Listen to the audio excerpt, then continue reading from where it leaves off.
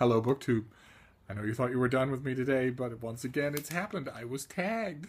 And when one is tagged, one must reply. This time, it was by Miriam at her wonderful book blog, Between Lines in Life.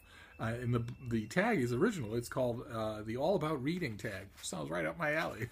And question number one is, what do you look for most when you pick up a book? Beautiful writing style, character-driven story, or plot-driven story? And like a lot of questions in this tag, that's a whole video.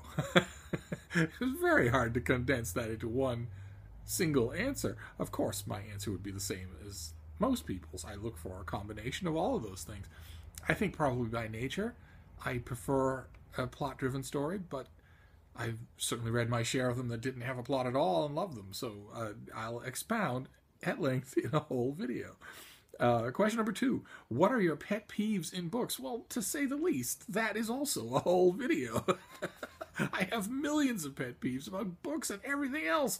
I don't like half the things about you. But if I had to pick two, just for now, it would be posturing on the part of the author, who thinks that he's the greatest thing since sliced cheese, and also poor presentation. If the book is ugly or ungainly somehow, I'll work past it, but I don't like it. It's a pet peeve. Question number three, if you could print one quote on your wall, what would it be? It wouldn't be on my wall. It would be on the wall of every writer on BookTube, and it would be, quit looking at this poster and get back to work. Question number four, which genre would you like to explore more? Well, I hope I've made it clear on this channel by now that I explore a lot. I do plenty of exploring. I'm a regular friggin' Magellan. But if I had to pick something that I might like to read more of, it would be role-playing game novels. I think there's a lot of intelligence there that I have, and I've only skimmed the surface. I've been chary to do it because I don't play the games, so I've always thought, I'd be missing a key element.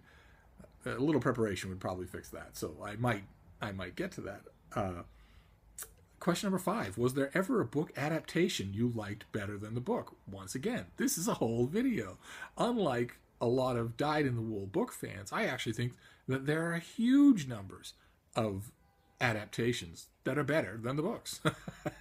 I know that's heresy on BookTube, but, the Charlton Heston Ben-Hur, for instance, I don't know if any of you ever read Ben-Hur, or let's be honest, Gone with the Wind, the book, please.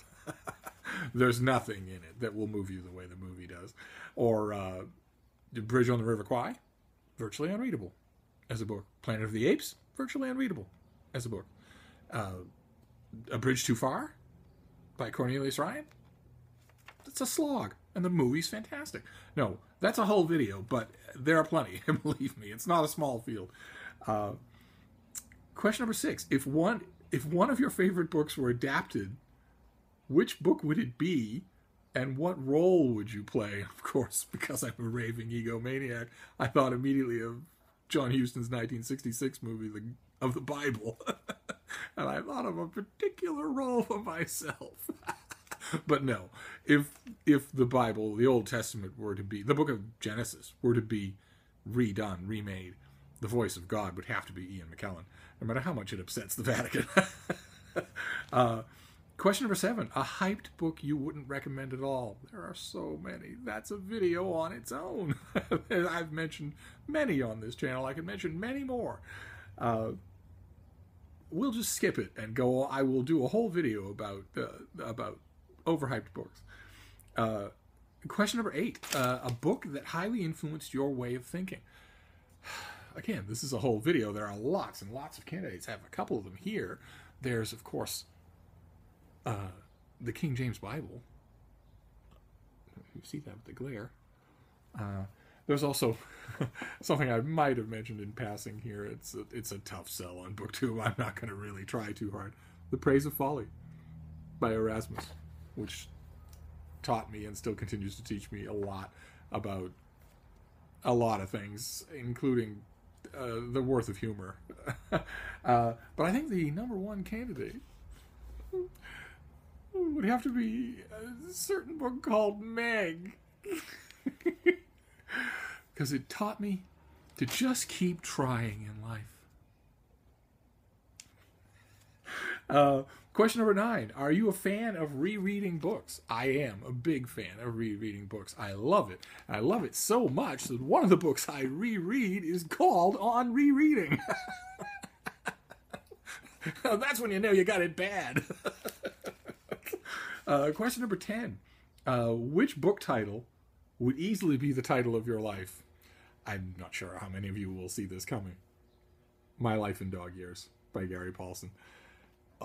A great, great book. Don't let its tiny size deceive you. If you have owned dogs, you will smile, you will laugh, and you will bawl your eyes out while you're reading it. And question number 11, which is the last one. Which book should be required reading for everyone? Well, I've already held up the King James Bible, right? But that's not it! It's Meg! If you haven't read Meg, something's missing from your life, and that something is a 60-foot-long, phosphorescent, killer prehistoric shark. And then we get to the part of the tag where you tag somebody, and there's only one person I want to tag here, and I think you can guess who it is. This isn't, the All About Reading tag isn't so much a tag as it is a cry for help. Of course, I tag Miriam. I went through this. I made this cry for help myself, loving BookTube and the sense of camaraderie and fun so much that I aped the activities of BookTube on my book blog, did hauls and tags and whatnot on Steve Reads.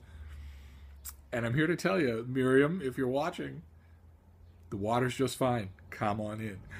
No matter what you might think, you'll love it. And it's not the same. It's not what we do on our book blogs. It's meant for BookTube. So there you go. I tagged Miriam. And that's it. I promise no more appearances today. Thank you for your patience, BookTube.